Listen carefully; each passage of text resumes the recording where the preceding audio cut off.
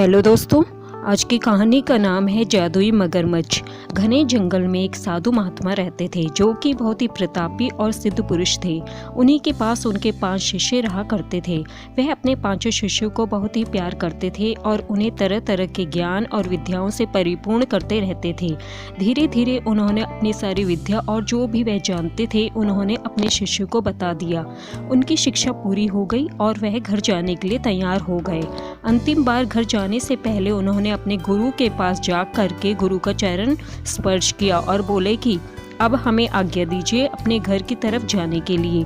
उस साधु महात्मा ने उन्हें अंतिम उपदेश देते हुए यह कहा कि मेरे दिए हुए शिक्षाओं का और विद्याओं का उचित उपयोग सही जगह पर करना, अन्यथा यह तुम्हारे लिए अभिशाप भी सिद्ध हो सकता है। यह कहकर उन्होंने उन्हें विदा कर दिया।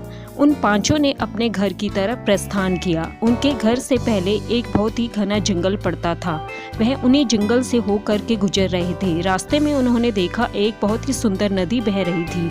वहाँ पर वह लोग रुक करके उन्होंने भोजन किया और पानी पी करके चलने वाले ही थे कि तभी उन्होंने देखा कि वहाँ पर एक मगरमच्छ की अस्थियाँ पड़ी हुई हैं। उनमें से एक ने बोला कि मैं इन अस्थियों को जोड़ सकता हूँ, और उसने तुरंत उन अस्थियों को अपने मंत्र के प्रभाव के द्वारा जोड़ दिया। यह देखकर दूसरे ने बोला कि मैं इस पर मांस डाल सकता हूँ, और उसने तुरंत उस पर मांस लगा दिया। यह दोनों को देख कर के तीसरे ने बोला अगर तुम लोग मांस लगा सकते हो, हड्डियाँ बना सकते हो, तो मैं इसके ऊपर चमड़ी लगा सकता हूँ, और उसने तुरंत ऊपर से चमड़ी लगा दी अपने मंत्रों के प्रभाव से। ऐसा देखते ही चौथे ने बोला तुम लोगों ने इतना तो किया, लेकिन मेरी विद्या के बिना यह किसी काम का नहीं है। मैं अपने विद्या का प्रयोग करके इसे जीवित कर सकता हूँ। और वह तुरंत मंत्र पढ़ने लगा। तब तक जो 5वां था उसने बोला रुको भाई, अगर तुम लोग उसे जिंदा कर दोगे तो वह जंगली जानवर हम सभी को खा जाएगा। इस बात को सुनकर के उन सभी ने बोला तू पागल हो गया है क्या, हम लोग इसे जिंदा कर रहे हैं तो वह हम लोगों को क्यों खाएगा। और वह तुरंत मंत्र पढ़ने लगा। 5वें शिष्य ने सोचा कि लगता है यह लोग मानेंगे नहीं, इसलिए वह दौड़ करके तुरंत एक ऊंचे पेड़ के ऊपर चढ़ गया। चौथे ने मंत्र के प्रभाव से उस पर जान डाल दिया। अब मगरमच्छ जिंदा हो गया। वह बहुत ही विशाल और भयावह दिखने लगा।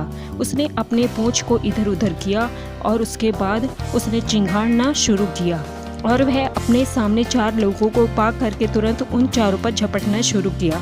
उन चारों ने कहा उससे कि हम लोगों ने तुम्हें जिंदा किया है, हमने तुम्हें जीवन दान दिया है, हमें मत मारो। लेकिन उस मगरमच्छ ने उन चारों को सपाचट कर दिया और उसके बाद से वह पानी में घुस गया। यह सारी चीज 5वां शिष्य देख रहा था। वह मगरमच्छ के चले जाने के बाद पेड़ से नीचे उतरा और लौट कर के आश्रम गया, और जा करके उसने अपने गुरु को सारी बात बताई। इस बात को सुन करके उन्हें बहुत ही अफसोस हुआ।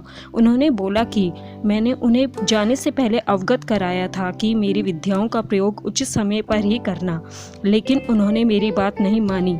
इसी की सज़ा उन्हें मिली है। दोस्तों, इस कहानी से हमें यही शिक्षा मिलती है कि चाहे कुछ भी हो, किसी भी स्थिति में हम हों, लेकिन अगर कोई कार्य करने जा रहे हैं तो बिना उसके परिणाम सोचे हमें कार्य नहीं करना चाहिए, अन्यथा हम मुसीबत में फंस सकते हैं। दोस्तों, आपको यह कहानी पसंद आई तो प्लीज़ इसको लाइक, शेयर और सब्सक्राइब करना ना भूलें।